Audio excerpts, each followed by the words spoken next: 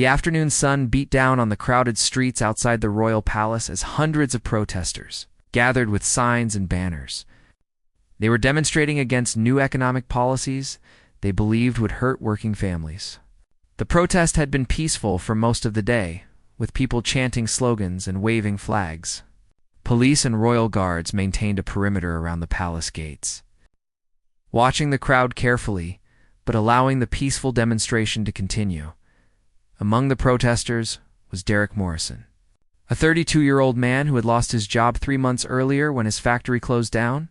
He was angry and frustrated about his situation. Derek blamed the government and the royal family for policies that he believed favored the wealthy, while abandoning ordinary workers like himself. He had come to the protest hoping to make his voice heard, but as the hours passed, his anger continued to build. Standing at the palace gates was Sergeant Michael Chen, a royal guard who had served for 8 years. Michael was known among his colleagues for his calm demeanor and professional approach to difficult situations. He had worked many protests before and understood that most people were simply exercising their right to peaceful demonstration. Michael believed in listening to people's concerns while maintaining order and safety. He stood in his crisp uniform, shoulders back, eyes scanning the crowd with trained awareness. The protest had started at noon, and by 3 p.m, the crowd had grown larger. Most protesters were families, students, and workers who carried homemade signs expressing their concerns about rising costs and job losses. They sang songs and chanted together. The atmosphere was tense, but controlled. Organizers with bright vests moved through the crowd, reminding people to stay peaceful and avoid confrontation with the guards and police. Derek stood near the middle of the crowd, holding a large flag attached to a thick wooden pole. The flag displayed the national colors with words written across it demanding economic justice. He had been shouting slogans for hours, his voice growing hoarse. His friend Tom stood beside him, occasionally placing a hand on Derek's shoulder when his anger seemed to escalate. Tom had known Derek since childhood and was worried about his friend's mental state over the past few months. As the afternoon wore on, some protesters began to push closer to the palace gates. The organizers urged them to maintain distance, but emotions were running high. Derek felt the frustration of 3 months without work, 3 months of watching his savings disappear, 3 months of feeling powerless and forgotten. He looked at the royal guards standing so calmly at the gates and felt a surge of resentment. To him, they represented everything that was wrong with the system. Michael noticed the crowd pressing closer and signaled to his fellow guards to stay alert but remain calm. He had been trained to read crowd dynamics, and he sensed the energy shifting from peaceful to potentially volatile. He made eye contact with the police commander on the scene, and they exchanged subtle nods. Both were prepared to respond if the situation deteriorated. Both hoped it would not come to that. Derek's mind was racing with angry thoughts. He thought about his daughter asking why they could not afford her school supplies anymore. He thought about his wife working 2 jobs to keep their family afloat. He thought about the politicians and royals living in luxury while people like him suffered. His grip tightened on the flagpole as he pushed forward through the crowd, drawn toward the palace gates as if pulled by an invisible force. Tom grabbed Derek's arm and said they should move back, that things were getting too tense near the front. Derek shook him off and continued pushing forward. Other protesters created a path for him, not realizing what was about to happen. Derek's rational mind was shutting down, replaced by pure frustration and rage that had been building for months. He needed to do something, anything, to make someone pay attention to his pain. Michael saw Derek approaching with the flagpole and immediately assessed him as a potential threat. The way Derek was moving, the expression on his face, the aggressive grip on the pole, all indicated someone who might act violently. Michael shifted his stance slightly, preparing himself while hoping he was wrong. He made brief eye contact with Derek and saw the anger burning there. Michael had seen that look before in people who were about to make a terrible decision. Derek reached the front line of protesters, only a few meters from the palace gates where Michael stood. The crowd noise faded in Derek's ears as tunnel vision set in. All he could see was the guard in front of him, representing everything he hated about the system. His breathing became rapid and shallow.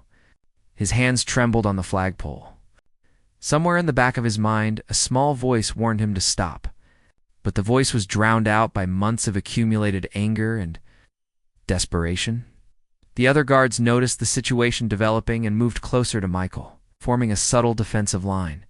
The police officers also shifted their positions, hands moving to their equipment. The protest organizers saw what was happening and rushed forward, trying to reach Derek before he did something that would turn this peaceful demonstration into a violent incident. But they were too far away, caught behind layers of other protesters. Michael remained perfectly still, his training taking over. He would not provoke the situation, but he would be ready to respond if necessary. He kept his eyes on Derek, watching for the telltale signs that would indicate when someone moved from angry posturing to actual violence. Michael's muscles tensed beneath his uniform as he prepared for what he sensed was coming. Time seemed to slow down as the critical moment approached, and both men stood separated by only a few meters in an unbridgeable gulf of anger and duty. Derek felt his heart pounding in his chest as he stared at Michael. Everything that had gone wrong in his life seemed to crystallize in this moment. He raised the flagpole slightly, testing its weight. The thick wooden pole was solid and heavy, easily capable of being used as a weapon. Some protesters near him started backing away, sensing danger. A woman shouted for him to stop and think about what he was doing. But Derek was beyond listening to reason now. Michael saw the flagpole rise and knew what was coming. He had perhaps 2 seconds to make decisions that would affect many lives. His training kicked in with crystal clarity. He could not draw his weapon for a flagpole attack. That would be excessive force. He could not retreat because that might embolden others in the crowd to attack. He had to stand his ground and defend himself using appropriate measures. His body coiled like a spring, ready to move.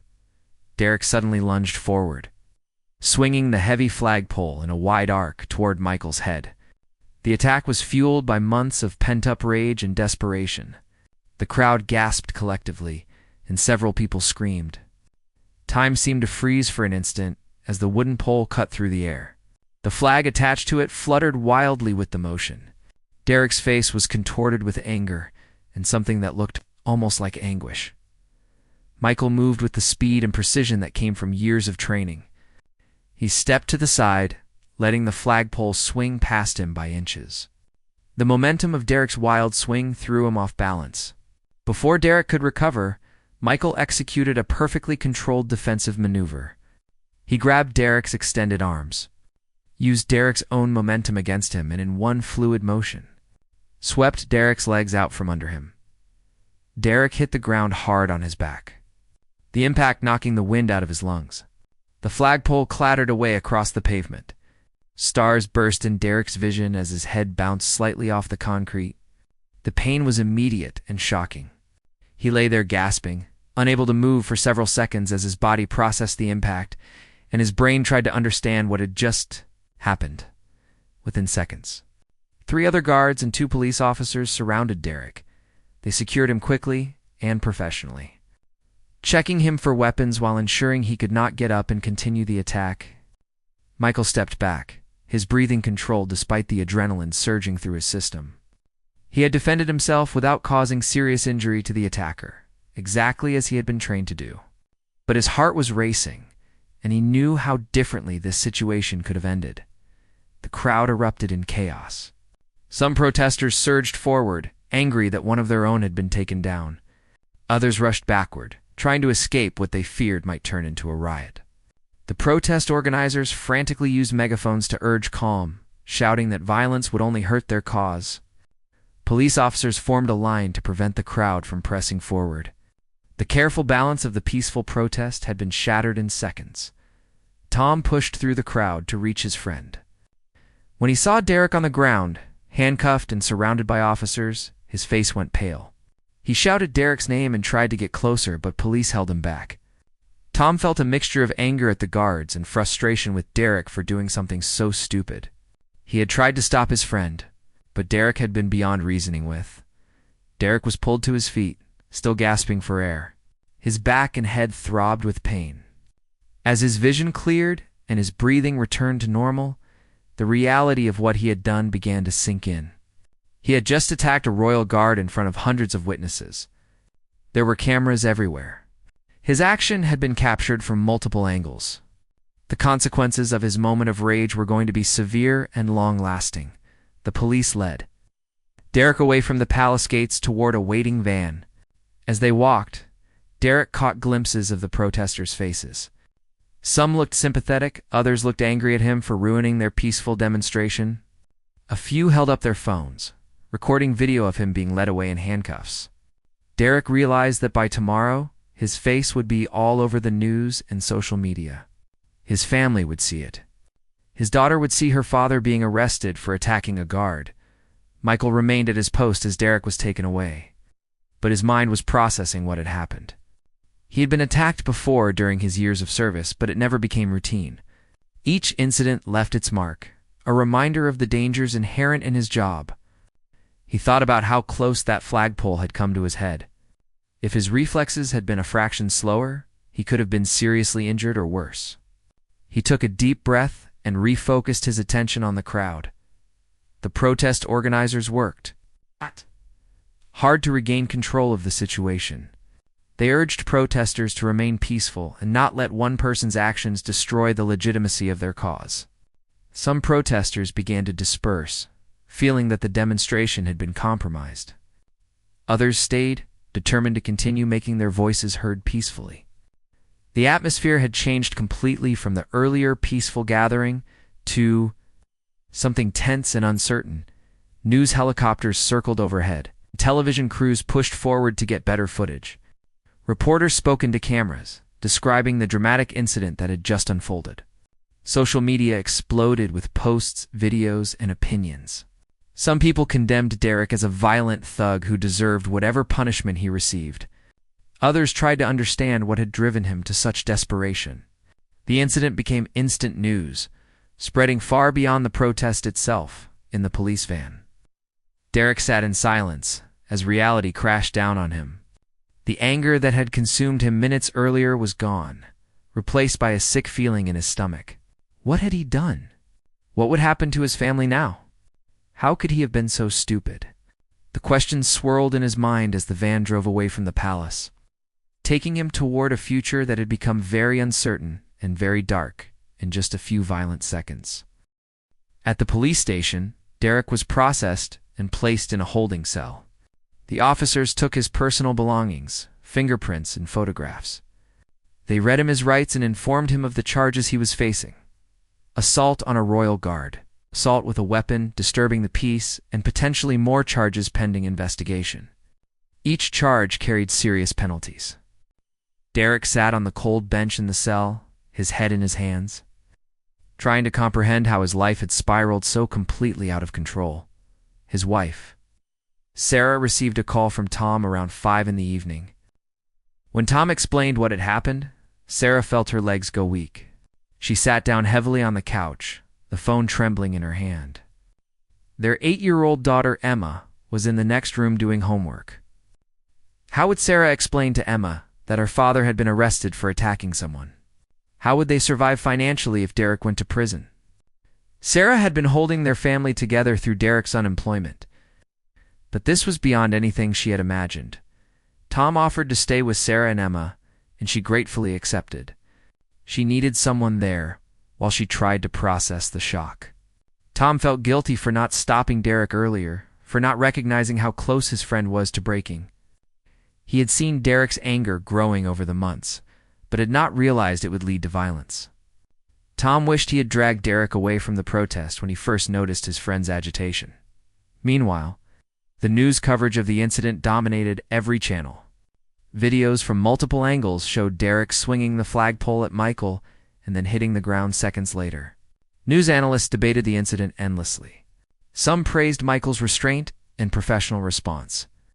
Others questioned whether the economic policies that had left Derek unemployed bore some responsibility for pushing people to desperation. The incident became a symbol for larger debates about inequality, unemployment, and social unrest. Michael finished his shift and went home to his small apartment. He lived alone, having divorced 2 years earlier when his wife could no longer handle the stress of being married to someone in a dangerous profession.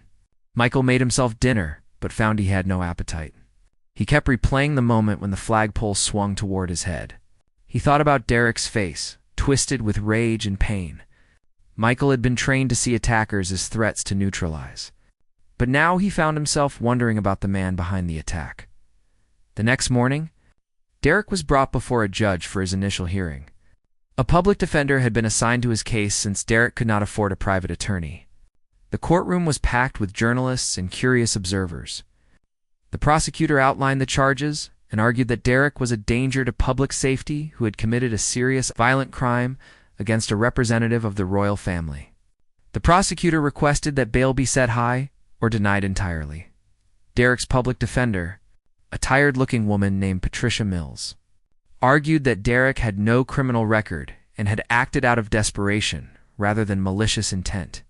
She explained his unemployment situation and his family circumstances. She requested reasonable bail so Derek could return home to his wife and daughter. The judge listened to both arguments, reviewed the evidence including the video footage, and set bail at $50,000, far more than Derek's family could afford. Sarah visited Derek in jail that afternoon. They sat across from each other, separated by glass, speaking through phones. Sarah tried to stay strong, but tears streamed down her face as she looked at her husband in a jail uniform. Derek apologized over and over, his voice breaking. He told her he did not know what had come over him, that he had destroyed everything because of a moment of uncontrolled anger. Sarah wanted to be angry with him, but she could only feel sadness and fear about their future. Emma did not understand why her father could not come home. Sarah had tried to explain, in age-appropriate terms, that Daddy had made a serious mistake and had to stay in jail for a while. Emma cried and asked if her father still loved them. Sarah assured her that he did, that he loved them very much, and that his mistake had nothing to do with his love for his family. But Sarah herself wondered how Derek could have risked everything they had by attacking that guard. The story continued to dominate news cycles for days. People across the country argued about it online and in person. Some saw Derek as a victim of an unjust economic system who had finally snapped under pressure. Others saw him as a criminal who deserved harsh punishment for attacking someone who was simply doing their job.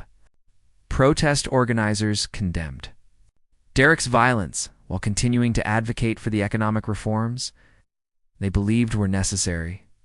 Michael found himself becoming a public figure despite his preference for privacy. Reporters camped outside the palace gates, hoping to interview him. His superiors praised his handling of the situation and recommended him for a commendation. But Michael felt conflicted about being celebrated for an incident that would likely destroy another man's life. He kept thinking about Derek's family and what they must be going through. A week after the incident, Michael did something unexpected.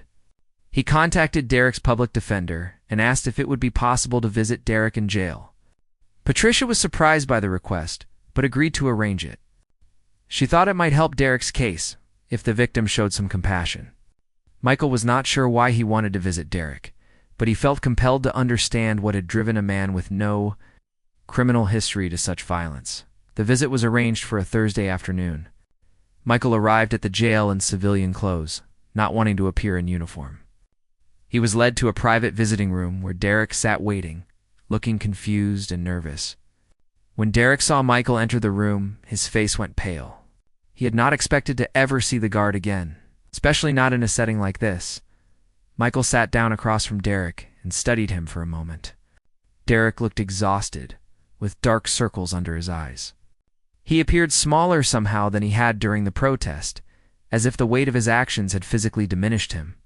Michael noticed Derek's hands shaking slightly on the table between them. The rage that had possessed Derek during the attack was completely absent now, placed by obvious shame and regret. Derek spoke first, his voice barely above a whisper. He apologized to Michael, saying he was deeply sorry for attacking him, and that there was no excuse for what he had done. Derek explained he had been unemployed for months and was watching his family struggle while feeling powerless to help them. He said the anger had been building inside him like pressure in a sealed container until it finally exploded. Derek acknowledged that Michael had just been doing his job and had not deserved to be attacked. Michael listened without interrupting. When Derek finished speaking, Michael asked him questions about his life, his family, his work history. Derek answered honestly, describing his years working at the factory, his pride in providing for his family, and the devastation he felt when the factory closed. He talked about his daughter and how he feared she would grow up ashamed of having a criminal father. Derek's voice cracked several times as he spoke, and tears ran down his face. Michael sat quietly for a moment after Derek finished speaking. He had come to this meeting expecting to feel anger or resentment toward the man who had attacked him. Instead, he felt something closer to sympathy. Michael told Derek that what he had done was wrong and dangerous, and there had to be consequences for it.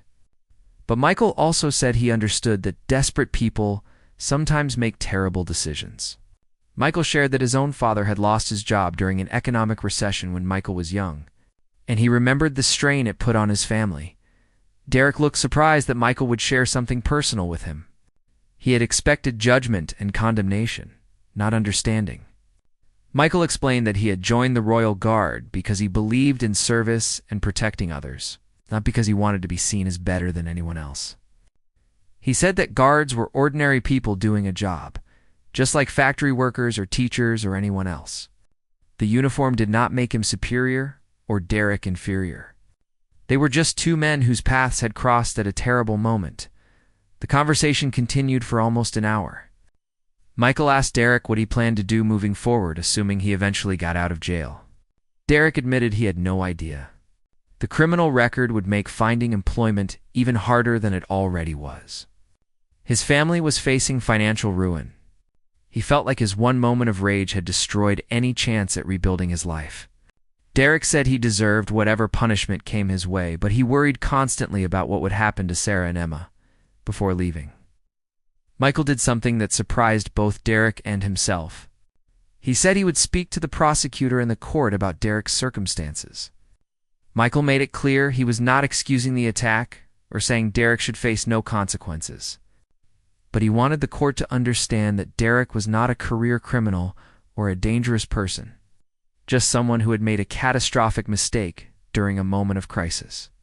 Michael could not promise it would change anything, but he felt compelled to try to help in some way. After Michael left, Derek sat alone in the visiting room for several minutes before the guards came to take him back to his cell. He could not understand why the man he had attacked would want to help him. Derek had expected hatred, not compassion. The visit left him feeling confused, but also somehow lighter, as if a small amount of the crushing guilt had been lifted. He realized that if Michael could find it in himself to show understanding, maybe Derek could eventually forgive himself and find a way to move forward. True to his word, Michael contacted the prosecutor's office and requested a meeting. The prosecutor, a stern woman named Helen Rodriguez, agreed to see him. She seemed surprised when Michael explained that he wanted to provide context about Derek's situation and character. Helen pointed out that Derek had committed a serious crime that could have resulted in severe injury or death. The law had to be applied equally regardless of someone's personal. Michael agreed. My consequences were necessary, but he argued that the purpose of justice should be rehabilitation when possible, not just punishment. He explained his conversation with Derek and his belief that Derek was genuinely remorseful and unlikely to ever commit violence again. Michael suggested that perhaps there was a way to hold Derek accountable while also giving him a chance to rebuild his life and support his family. Helen listened but made no promises. She said she would take Michael's statement into consideration. The media learned about Michael's visit to Derek and his meeting with the prosecutor. The story took on a new dimension that captured public imagination even more than the original incident. Here was the victim advocating for leniency toward his attacker. Talk shows and news programs debated whether Michael's compassion was admirable or misguided. Some people praised him as an example of forgiveness and understanding. Others criticized him for being too soft on crime and sending the wrong message. Sarah saw the news coverage and could hardly believe it. The guard her husband had attacked was trying to help them. She felt overwhelming gratitude mixed with continued shame about what Derek had done. She wrote a letter to Michael, thanking him for his kindness and explaining how much his gesture meant to their family. She did not know if the letter would make any difference in Derek's case, but she needed Michael to know that his compassion had given them hope during their darkest time. The trial date was set for 2 months after the incident. Derek's public defender, Patricia, worked tirelessly to build the best case possible. She gathered evidence of Derek's good character before his unemployment, statements from neighbors and former co-workers about his nature, and documentation of the psychological impact of long-term unemployment. She planned to argue for a reduced sentence based on Derek's lack of criminal history and his genuine remorse. During those 2 months, Derek had a lot of time to think in his cell. He thought about the choices that had led him to that moment at the palace gates. He realized that losing his job had been devastating, but attacking the guard had not been inevitable. Other people lost jobs without turning to violence. Derek had allowed his anger to consume him instead of seeking help or finding healthier ways to cope with his frustration. He wrote long letters to Sarah and Emma, trying to explain and apologize. Michael returned to his regular duties at the palace, but the incident had changed him. He found himself thinking more deeply about the people who protested outside the gates. Before, he had simply seen them as part of his job, obstacles to manage and crowds to control. Now he wondered about their individual stories and struggles. What circumstances had brought each person to the point of taking to the streets? How many were dealing with situations similar to Derek's? He started reading more about the economic issues that had sparked the protest. Michael learned about factory closings, job losses, and the struggles of working families. He did not necessarily agree with all the protesters' positions, but he developed a deeper understanding of their frustrations. Michael realized that his job was not just about protecting buildings and important people, but about serving all citizens, including those who felt forgotten or left behind by the system. The day of Derek's trial arrived. The courtroom was packed with journalists, supporters, and curious observers. Derek sat at the defendant's table in a borrowed suit, looking nervous and pale. Sarah sat in the gallery with Tom beside her for support. They had found someone to watch Emma, so she would not have to see her father on trial. Michael sat in the back of the courtroom, having received permission to attend during his off-duty time. The prosecutor presented her case efficiently, showing the video evidence and calling witnesses who had been at the protest. The images of Derek swinging the flagpole at Michael's head were damning and clear. There was no question about what had happened or who was responsible. The prosecutor argued that such violence could not be tolerated, and that a strong sentence was necessary to deter others from attacking royal guards or police officers. Patricia then presented Derek's defense. She did not deny what he had done, but provided context about his unemployment, his family situation, and his mental state at the time. She called character witnesses who testified about Derek being a good father, neighbor, and worker before his life fell apart. She emphasized that Derek had no criminal history and had never shown violent tendencies before that day. Patricia argued for mercy and a sentence that would allow Derek to eventually return to his family and become a productive member of society again. The day Derek was released from prison was both joyful and nerve-wracking for the entire family. Sarah and Emma waited outside the prison gates early in the morning. When Derek walked out in civilian clothes carrying a small bag of belongings, Emma ran to him and threw her arms around him. Derek held his daughter tightly, crying tears of relief and gratitude. Sarah embraced them both, and for a moment they stood there as a family reunited, trying to absorb the reality that they were together again. The first few weeks of adjustment were challenging. Derek had to rebuild relationships with his wife and daughter that had been strained by his absence and his crime. Emma sometimes seemed distant or confused about how to act around her father. Sarah wanted to trust Derek completely, but found herself watching for signs of the anger that had destroyed their lives before. Derek understood their caution and worked patiently to prove he had truly changed. Finding employment was Derek's biggest challenge.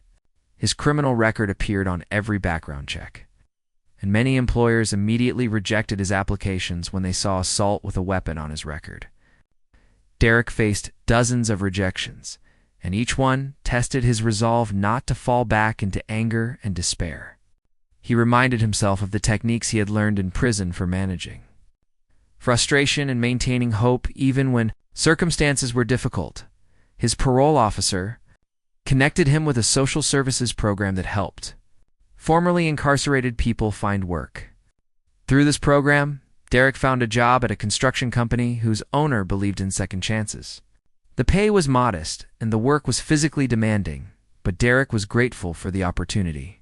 He showed up early every day, worked harder than anyone else on his crew, and slowly earned the respect of his co-workers and supervisor. Derek also began his required community service at a youth center in a low-income neighborhood. At first, he felt awkward being there, worried that people would judge him for his criminal record. But the center's director, a woman named Maria, who had seen many people struggle and recover, welcomed him warmly. She put him to work helping maintain the building, assisting with after-school programs, and mentoring young people who were facing their own difficulties. Working with troubled youth turned out to be transformative for Derek. He met teenagers who were dealing with unemployment in their families, anger issues, and feelings of hopelessness about their futures. Derek saw himself in these young people and felt compelled to help them avoid making the mistakes he had made. He began sharing his story honestly, not hiding his crime or making excuses for it, but explaining how one moment of uncontrolled rage had nearly destroyed everything he loved. The teenagers responded to Derek's authenticity. Unlike many adults who lectured them, Derek spoke from real experience about hitting rock bottom and having to rebuild from nothing. He taught them the anger management techniques he had learned in prison. He helped them practice job interview skills and fill out applications. Most importantly, he listened to their frustrations without judgment while encouraging them to channel their anger into positive action rather than violence. 3 months after his release, Derek received an unexpected phone call. It was Michael Chen, the Royal Guard he had attacked. Derek's heart raced when he heard Michael's voice. He had thought about Michael constantly since being released, wanting to thank him properly but not knowing if contact would be welcome or appropriate. Michael explained that he had been following Derek's progress through the parole system and had heard good things. He asked if Derek would be willing to meet for coffee. The most dramatic moment of the trial came when Michael was called to testify.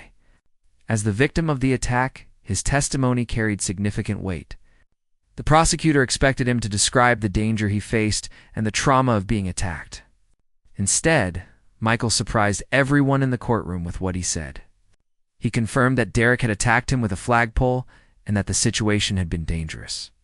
But then Michael spoke about his visit with Derek in jail and his belief that Derek was genuinely remorseful. Michael testified that in his 8 years as a Royal Guard, he had encountered many aggressive people. Some were looking for trouble, some enjoyed violence, and some had malicious intent. Derek, Michael said, did not fit any of those categories. He described Derek as a desperate man who made a terrible split-second decision during a moment of extreme emotional distress. Michael stated clearly that he believed Derek deserved consequences for his actions. But he also believed Derek deserved a chance at redemption. The prosecutor tried to shake Michael's testimony during cross-examination, suggesting that he was being manipulated or that his compassion was clouding his judgment. Michael remained calm and firm in his statements. He said his judgment was based on years of experience dealing with dangerous people. His instinct told him that Derek was not a threat to society.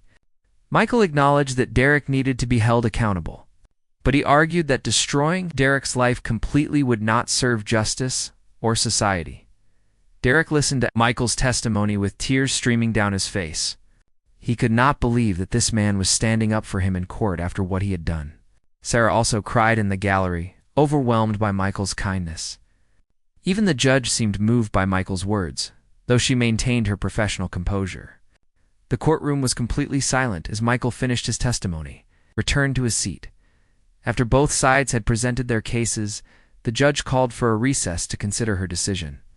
Derek, Sarah, Patricia, and Tom waited in a small room outside the courtroom. Nobody spoke much. They were all lost in their own thoughts about what the judge might decide. Derek knew he was guilty and would face punishment. The only question was how severe that punishment would be and whether he would have any chance at rebuilding his life afterward. When court reconvened, the judge delivered her verdict and sentence. She acknowledged the seriousness of Derek's crime and the potential for grave injury that his actions had created. She stated that attacking a royal guard or any public servant could not be tolerated in a civilized society. However, the judge also noted Derek's lack of criminal history, genuine remorse, and the extraordinary testimony from the victim himself. She had clearly been influenced by Michael's words. The judge sentenced Derek to 2 years in prison, with the possibility of parole after serving 1 year if he demonstrated good behavior and completed counseling programs.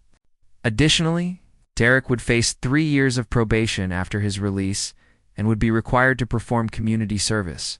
The sentence was firm, but showed mercy. Derek could have faced 5 to 10 years for assault with a weapon. The judge made it clear that she was giving Derek a chance to turn his life around. She warned him not to waste that opportunity. Derek felt a mixture of relief and continued shame. 2 years away from his family was devastating, but it could have been so much worse. He stood and thanked the judge, his voice shaking. As he was led away by the officers, he looked back at Sarah and mouthed the words, "I love you." Sarah nodded, tears running down her face, trying to be strong for him. Tom put his arm around her shoulders as they watched. Derek disappeared through the courtroom doors. Michael left the courthouse through a side exit to avoid the reporters waiting outside. He felt emotionally drained from the experience, but also felt he had done the right thing. He had told the truth as he saw it, and the judge had made a fair decision. Michael hoped that Derek would use this second chance wisely and would find a way to support his family when he was released. He also hoped that his testimony might encourage others to look beyond simple revenge and consider rehabilitation. Over the following months, Derek adjusted to prison life. It was difficult and humiliating, but he was determined to use the time productively. He enrolled in every counseling program available, including anger management and job skills training. He participated in education programs to improve his qualifications for future employment. Derek wrote to Sarah and Emma regularly, expressing his love and his commitment to being a better man when he was released. He knew he had to earn back their trust and respect. Sarah struggled to keep the family afloat financially. With Derek in prison and unable to contribute income, she worked long hours at her 2 jobs. Emma had difficulty understanding why her father was gone and when he would return. Sarah tried to visit Derek as often as possible, bringing Emma along when she felt it was appropriate. The visits were hard on all of them, but they maintained their connection as a family, despite the circumstances. Community members who had followed the story rallied to support Sarah and Emma. Some people started a fundraising campaign to help with their expenses. Others offered job leads and emotional support. The story of Michael's compassion had touched many people, and they wanted to honor his example by showing kindness to Derek's family. Sarah was overwhelmed by the generosity of neighbors and even strangers who contributed what they could to help. Michael continued his work as a Royal Guard, but he found himself becoming more involved in community outreach programs. He volunteered to speak at schools and community centers about conflict resolution and anger management. He shared his experience with Derek as an example of how violence solves nothing and only creates more problems. Young people especially responded well to Michael's message because he spoke from real experience, not just theory. The incident also sparked broader conversations about unemployment, mental health, and social support systems. Politicians and community leaders began discussing how to better help people like Derek before they reached a breaking point. New programs were proposed to provide job training, counseling, and financial assistance to unemployed workers.